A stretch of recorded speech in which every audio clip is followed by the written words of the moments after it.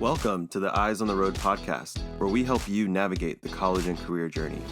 This is Season 3, Episode 2, and Camille and I have been looking forward to this day because it is the launch of our new segment this season, which we're calling Through Their Eyes, where we chat with various Uplift alumni, staff, and current scholars to hear their perspectives on the topic at hand. Today's episode features Elexis Fisher, an Uplift alum, aka Uplift graduate, and she'll be a recurring guest on the show, sharing different elements about her college and career journey.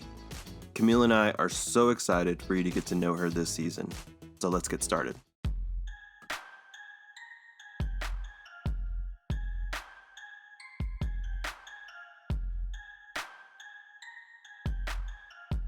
Well, hello, and thank you for having me. I'm super excited to be a part of this whole experience. This is a first for me, and I love it sharing my own story. And so this is a way for me to do it and also help other scholars who are in my shoes or who are still in my shoes. So once again, I'm Elexis. I graduated from Uplift Summit in 2019. I currently attend Emory University in Atlanta, Georgia. I'm double majoring in sociology and psychology. And I guess I'll share my graduation year as well. I graduated in 2023. So I'm a junior right now. And that's kind of crazy I spent my whole sophomore year home with a pandemic. So learning new things and getting ready to go back in like a couple weeks. So when you actually picked Emory, it was based on your academic interest. Did you want to move to Georgia? Did you want to go out of state? Like, what was the draw for you? Okay, so I have a story for that one as well. Junior year, I was like, oh, college is coming up. So I had to think of schools. Did I want to stay in the state or did I want to go out? I also had to think of, will my mom let me go out? Does she want me to leave? Will I be comfortable leaving the state? Um, Junior year, like I never even got on a flight before. So going on a plane was a new experience. Having those conversations with my mom about should I leave? What should I do? I talked to my RTC college counselors. I was like, I don't know what to do. Maybe I'll just write a list of just Texas colleges. So for the summer before senior year, I went to a couple colleges in Texas just to visit them. And I said, oh, some of them look nice. I looked at Austin College in Sherman, Texas. I said, oh, this is cool. I went to San Antonio as well. I said, maybe I'll stay there. It wasn't until spring semester of senior year that I got I got like this great award to go to Austin College. And I was like, oh, okay. I guess I'm going to go there then because I really didn't. I submitted my applications like they tell us to with our college counselors. And then we had at Summit, we had college transitions. So they taught us how to do like how to fill out the applications on I think it's the Common App, Apply Texas, those things. And so I just applied to majority Texas colleges. I was in the top 10% of my class. So with that, they were like, apply to some of the more like Ivy League schools. So I did that as well. Those were out of state, but I really wasn't like interested in going to those, but I could submit my application. So that's what I just did. And then I was in my English class and I got a call to go up to the office and they told me, my college counselors, like, hey, you were now awarded this awesome scholarship to go to Austin College. And I said, really now? Okay. I guess I'm gonna go there. And I remember just coming back down, sitting in my desk back in my classroom, and everyone's asking me, what happened? What happened? And I'm like, I'm going to Austin College. And I was like, okay, that's what I'm doing, I guess. And for a couple weeks, I was just sitting there. Like, I wasn't even thinking about picking my school. It was way before like the deadline, like May 1st. I think it was in March when I was told that I got the Austin College scholarship to go. So I was like, okay, I'm gonna go there. My mom was excited. My dad was excited. So I was like, okay, I'm gonna go. But I remember one night I was like, I don't really want to go to Austin College. And I said, well, maybe let me go back on the campus. So I was invited to go to this preview there at Austin College, and it just wasn't a good experience for me at all. I didn't feel like I didn't feel comfortable there. And so my sister and I caught a last minute flight to Georgia to go visit Emory. And this is like the deadline to pick your college is May 1st. So this is maybe 3, 4 days before that deadline where we hopped on the plane and went. And I loved it. Emory is a beautiful, beautiful campus. And I was like, this just feels right. Like when I tell my other friends, like for picking schools, like it should be something that feels comfortable, that you're home, that like you can actually stay there for 4 years, which is really important for me to be able to stay there for 4 years and enjoy myself. And when I got that experience at Emory, I said, oh, I gotta go, which came up with like more pressing issues because I wasn't really telling my mom about like my desire to go out of state or even like just what school to pick. And we were all excited about Austin College. So we had a whole late night discussion about that. And I remember going to school on May 1st and like telling my counselors that I actually accepted Emory. Like I had time to like officially declare like I'm going to Austin College or I'm not. So I told them I'm going to Emory and then I explained why. And they were super helpful, but that's why I chose Emory University, not for like any academic reason, even though like Emory is super, like they're medical school and they have great departments all around. But I went for that experience and as well as any school in Texas, I wasn't gonna go like super far away from home. And Austin College is maybe three-ish hours from where I live in Texas. And I just felt if I went there, I would have came back home and I wouldn't have wanted to stay on campus. And I wanted to be pushed out of my comfort zone. And hopping on a plane and going to Georgia, it was definitely pushing me out of my comfort zone. And I'm glad I chose that decision. I really enjoy going to Emory. I see. So, and it sounds like you made a last minute decision in hindsight, but would you agree if I said like everything leading up to that May 1st deadline? You mentioned you spoke with your family, you considered all these options in Texas, you went through college transitions, you talked to your counselor, like those steps you took were very like important or they helped you make that decision with confidence, I would say. Oh yeah. Yeah, if I like didn't meet up with anyone, I would have been a mess. Like a big mess because I that whole week was terrible. Like it was great, but it was very emotional because it was something new and I didn't really take like, oh, I'm going to college in a couple months. Senior year is almost ending. I didn't take that all that serious. Like it wasn't, I took it serious, but it wasn't at the forefront of my mind. I was thinking of, oh, we have our senior trip coming up.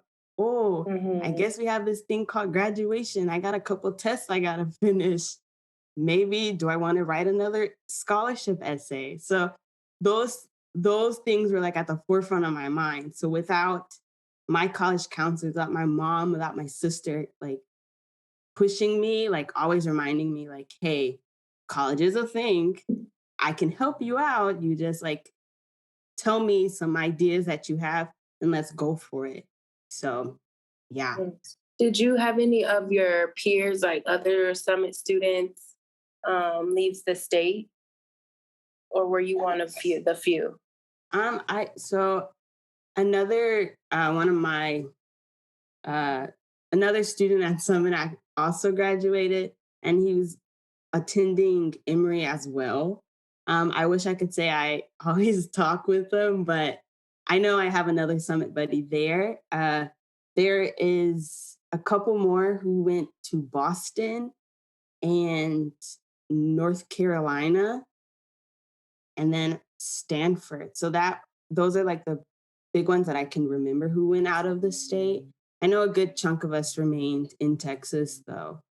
I do want to go back to like kind of what Camille was asking about around your senior year. You know, you had mentioned you did have those conversations with multiple people, and that like people at Summit, like teachers and your friends and peers, Mhm. knew what you were, what was on the table for you, right? Like they were very much aware of the colleges that you were exploring and your financial aid packages, and just kind of like where you were narrowing down your decisions. So around the road to college and career services and support, can you think of what type of resource or maybe conversations that you had with an RTCC counselor or a dean of college prep or a teacher that was really significant for you or like impactful as part of that journey of deciding where to go to school and having that confidence that that ultimate decision was right for you? Early, like in senior year, when we were more involved with our college counselors, as I mentioned, we had college transition. So that was a class that we saw every week. Um, when I did go have my individual meetings, I would pop into the college counselor office just to like say hello or just to like sit in there. So some of the things that like helped me was I got like tired of writing essays um, for like all of the applications to do scholarships or even just to apply to the school. And I got tired of like them being edited, though there wasn't like much of a reason behind it other than I wanted my work to be like perfect and just like go for it. So I remember one particular moment where like my personal statement, like two whole paragraphs were just like cut out, and that was like the bulk of my essay. And they were like, "It's not deep enough. Like it's not telling me who you are." And that like really stuck with me. It had me write more on who Alexis is, because that's what the colleges or the scholarship people want to know more about. They want to know who you are. So I remember just like sitting, staring at my computer, like, all right, here it goes. This is what I'm gonna write. This is deeper than the surface level stuff that I was writing. So like that was one. Then with like my ultimate decision to go to Emory, the when I told them about my college counselors about my experience at Austin College, they were super like supportive. I thought they were gonna be like maybe a little sad or like that quiet disappointment, but they weren't. And so they were like happy that I told them, because not a lot of people would, not a lot of students would even do that, which it was difficult for me to even say that to them or even like make that decision to forego Austin College and go to Emory University. So when they told me like they were cool with it, they were fine, that like eased the tension that was off of my shoulders. My sister, she was actually the one who like pressed the button that accepted my Emory, what is it, like Emory enrollment or something? Because I was standing behind her, like, I can't do it, I can't do it. And she's like, we're doing it. And then she pressed it, didn't give me, like, I blinked and it was over. And I was like, wow, I spent, well, a couple of days of this like mini crisis, like losing my mind on what I'm gonna do. And it took barely a second just to click the button. And then I went. So like that was like a roundabout crazy way that my sisters helped me by like, we're doing it. This is it. So pressing that button and going. doing more like than surface level stuff with like essays, scholarships. Alexis, so if Yeah. you thinking back on your college and career journey, where you started and you started to work with the Road to College and Career team, if you could just summarize, where would you be, if you hadn't had some of that support, or if you hadn't gotten some of the feedback that you received on your essays, or even if you didn't have anyone to tell, like I changed my mind, right? Like I changed my mind. Did I make the right decision? Because sometimes assurance even helps you build your confidence. So if you could, just summarize like how you think your life would have been impacted differently had you not had the Road to College and Career team. Yeah, I think like if I hadn't had them, I'd still be like wondering like if this is a good idea. Wondering like as I was looking at the financial aid packets, is this even enough money to go? Is this right? What does this mean? They helped a lot with breaking down what everything I was getting, like the Austin College award, what did that even mean? And then helping me go back and explain to my mom what was happening, what was going on. And then, like, that reassurance when I did decide to choose Emory, from just saying that, like, I understand, I'm fully supporting behind you, was like super great. And I remember coming back from for winter break freshman year. My mom was like, I'm so proud of you for even going because that was a big decision. And though like we were both had our like, we were a little scared about it's a new experience. So that even went when my mom told me like she was proud of me. I was like, oh my goodness, stop talking. I'm gonna like bawl. But that was super like helpful on both ends. And like where I'd be, I don't know. Maybe I would have been in another Texas college. I would have been in college. I know that for sure. But where? I don't know.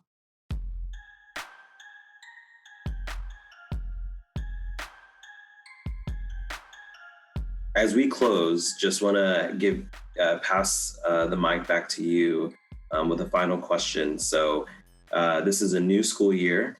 What would you share with our with Uplift's current juniors and seniors on how to navigate the start of this journey as they are getting to know their RTCC team members, counselors, teachers, deans? What piece of advice would you share with them on how to start that process, and especially in a way that is a strong start?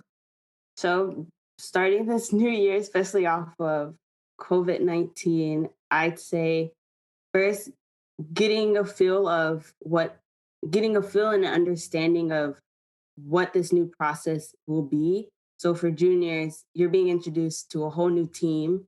For seniors, you've hopefully you've already been introduced to to your new RTCC team and your counselors and like academic advisors and all that. And that now your next steps are finishing senior year and then going to college or selecting your next plan. So my advice for juniors is to like get yourself settled and then start making those connections with at least one or two of your counselors and then popping into their office just to say hello so you can develop that relationship so they can better be of more help to you during this process. For seniors, it is I like just to tell them that like it's okay to not know what you're gonna do, to not have a plan. People are gonna be asking you, wait, what are you gonna major? And that's okay if you have no clue. I like always said, I don't know, maybe history. I liked history, so that's what I said because I didn't want people to ask me that follow-up question. You're undecided. What do you mean you're undecided? Though even when you do tell someone like an interest that you're in, like you're interested in, so like for mine was history. they will also ask, oh, what can you do after that? What can you do with a history degree? Don't let those questions stress you out, because you'll be hearing that for a while and they're just curious. They just want to know. For you, as a senior at that time, just start figuring out what you want to do. So, like, make a map if that helps you. What colleges that can fit you? What locations do you want to go? Do you want to go out of state, stay in? If you're undecided, that's okay. Maybe make your college list and have a good mixture of in-state and out-of-state schools.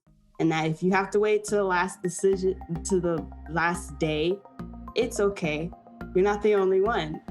I also waited till the last day to pick mine, but it will ultimately all work out in the end, and that you have counselors who are ready to help you and who want to help you there for you. So like you can always go to them and ask for support.